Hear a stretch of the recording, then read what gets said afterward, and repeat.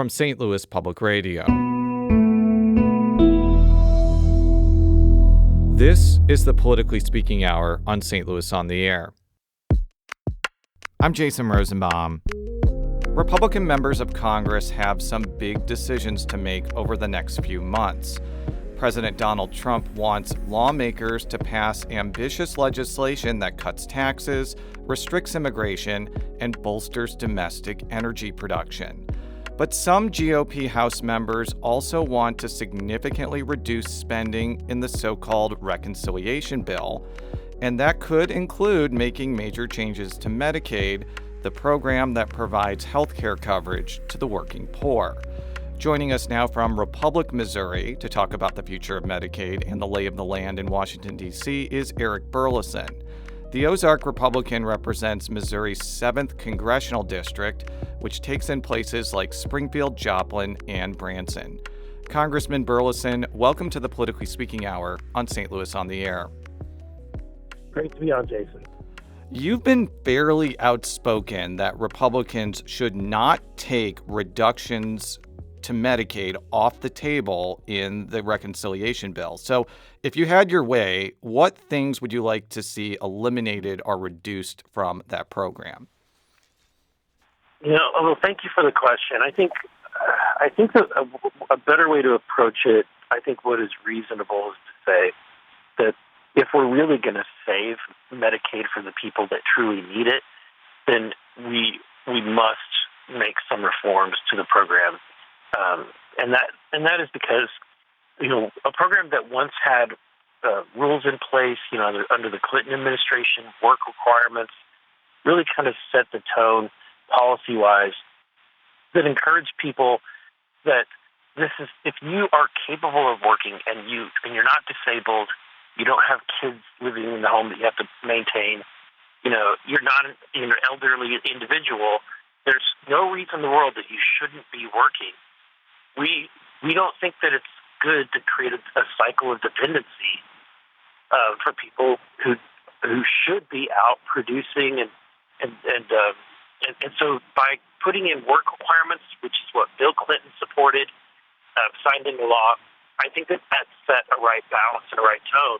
Unfortunately, when the Biden became president and under the COVID rules, he signed about 13 or more executive orders that lifted those work requirements that were once very bipartisan in nature.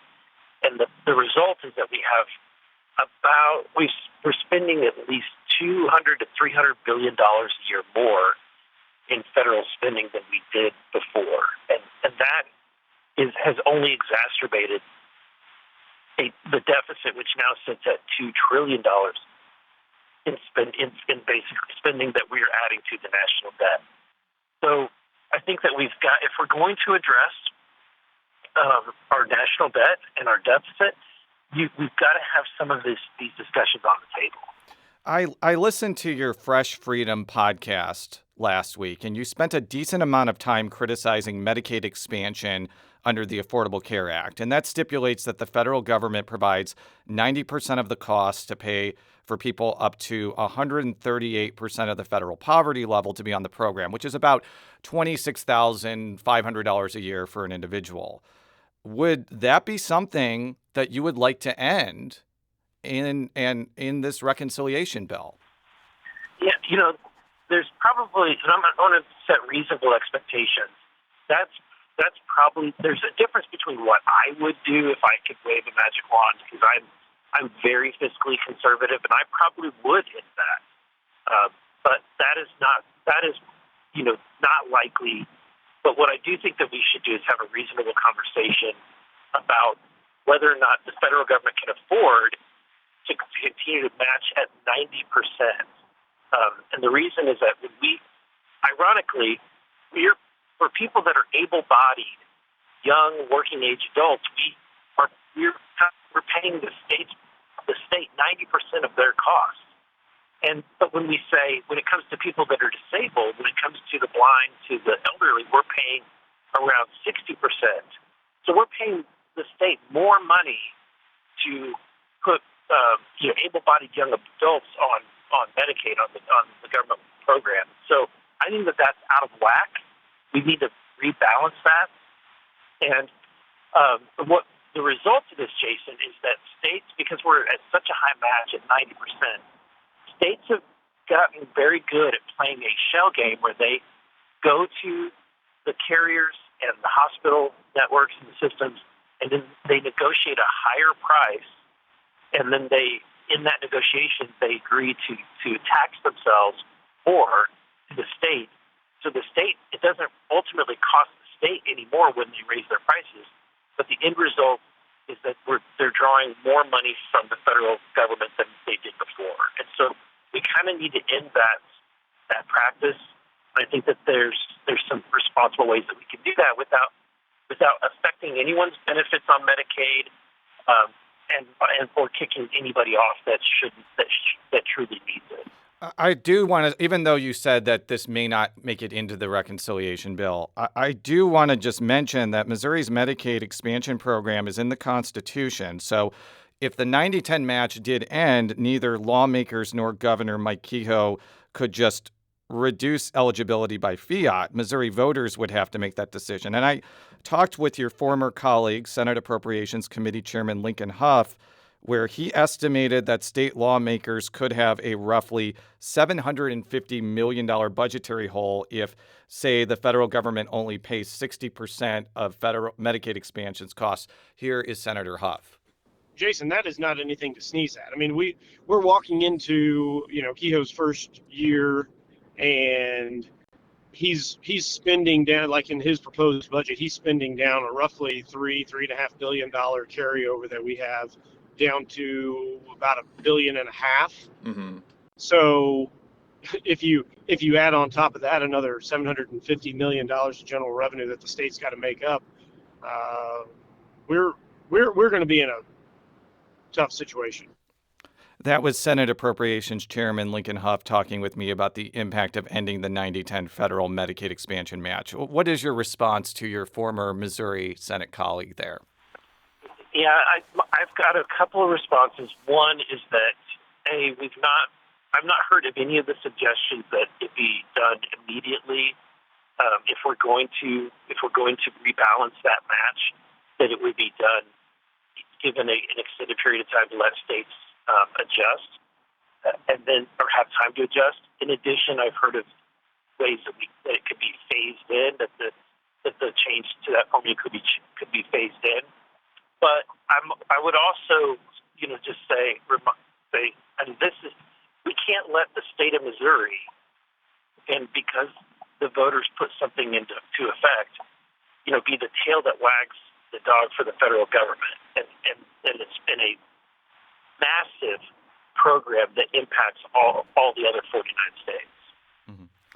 I want to talk more broadly about the first couple months of the Trump presidency. And since this is top of mind, I'll start with tariffs. He has been touting tariffs on Canada, Mexico, and China. But I've read statements and tweets from Kentucky Republican Senator Rand Paul criticizing Congress for not taking a more active role in approving these economically significant presidential actions. Should Congress have to approve significant tariffs before they go into effect? I think that the president has that power under Article 2. I think that he can raise and lower tariffs under that authority. I think that it's necessary to kind of rebalance some of our trade imbalances, and so I think that his approach that he has decided to make, which is a reciprocating approach. If the other nation state is tariffing us, then we can't continue to let that happen without a response.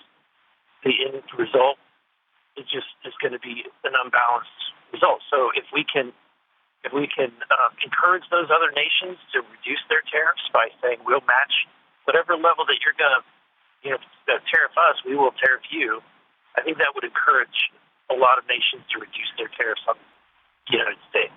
And tariffs are not the only thing Trump has done in the first couple of months. There's been lots and lots and lots of executive actions, especially on spending and governmental jobs. And while polls have shown that Trump has a lot of support with GOP voters in general, you've seen a lot of anger at town halls for Republican members of Congress, including your Missouri colleague Mark Alford. North Carolina Republican Congressman Rick Hudson even suggested GOP officials should stop having in-person town halls. What do you make of the backlash to some of Trump's actions? And what do you think of Congressman Hudson's suggestion that Republicans shouldn't do these town halls anymore? Yeah, I'll tell you firsthand.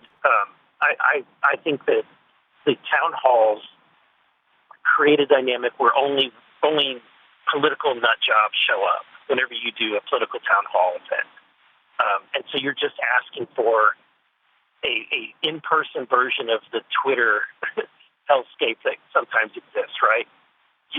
Because only but normal people who go about their daily lives do not choose to go to these events.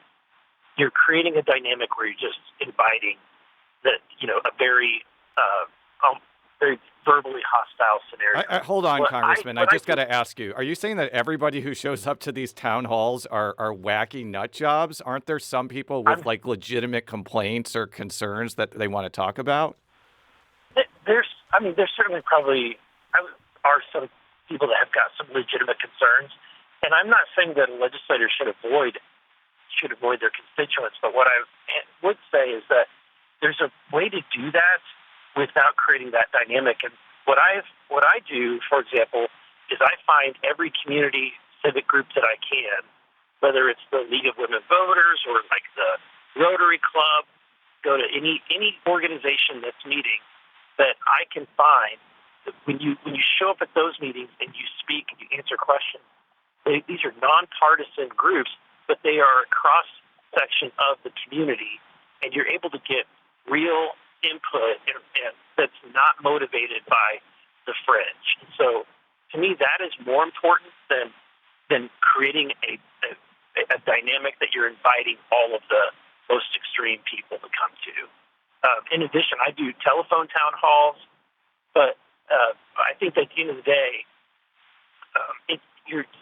what we've learned is that a lot of this is not organic. A lot of the people that are coming are part of a system that's designed to create a spectacle.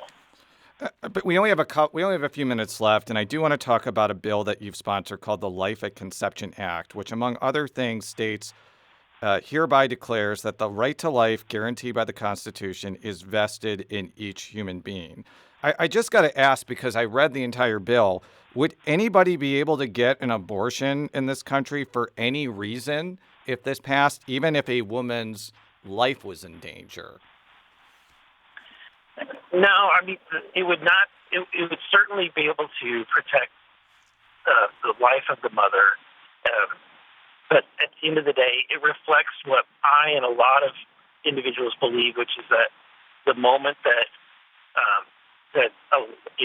life at the moment of conception, you have an entirely new human being, someone whose DNA will not match anyone else's in previous history or future history.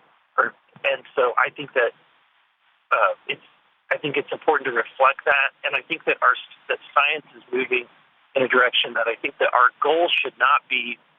Our goal should be to make it so that abortion is an absurd option. It's something that's not necessary. That ensuring that we make it easy for mothers to carry out the full term of their pregnancy. Now, one of the reasons your bill caught my attention is your position on abortion, which, correct me if I'm wrong, like you only think that abortion should be legal for life of the mother. You don't believe in rape and incest exceptions based off talking with you in the past. I just want to make sure that I'm accurately summing up your opinion, correct? I do, and the reason is that I know individuals. In fact, I had a staffer that was the result of that. Was the result of a rape and incest event. And so when I look at that person and I think, is that individual any less of a human being than anyone else? And my answer is no. I think we cannot. If you value the life of of the individual that's been created, then you have to, in my opinion, the way in which they came about into this world is not something that we should judge a person by. Okay, so here's the reason I asked that question in the last 30, 45 seconds or a minute. President Trump believes in exceptions, and he's also was quoted during the campaign that Florida's 6-week abortion ban was too short. Is your position on this different from the president? Oh, absolutely. I think that Trump has made it clear he's probably to the left of me on this issue, and I understand. But at the end of the day, this is my personally held view. It's something that I don't know that I'm just personally looking through it. I feel like that this is a more stable ground for me logically to land. And so I fully recognize that it puts me a little bit to the right of some people. Representative Eric Burlison represents Missouri's 7th Congressional District, which includes cities like Springfield, Joplin, and Branson. Congressman, thank you so much for joining us today. Thank you, Jason.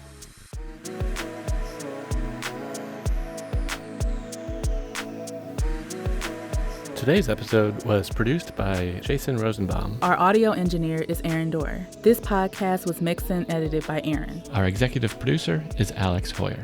St. Louis on the Air is a production of St. Louis Public Radio. Understanding starts here. Do you find yourself regularly listening to episodes of St. Louis on the Air?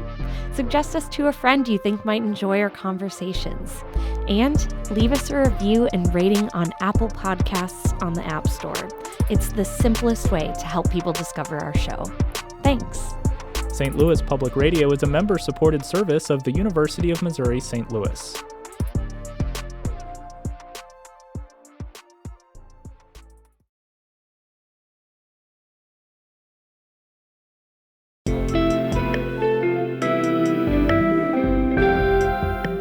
The Gateway brings you the day's news each weekday from around the St. Louis region and the state capitals in Jefferson City. Our schools are accredited. We don't need this bill. And Springfield. How many more years must pass before lawmakers see time is of the essence? I'm Abby Larico. Join me each weekday for The Gateway on the STLPR app or wherever you get podcasts.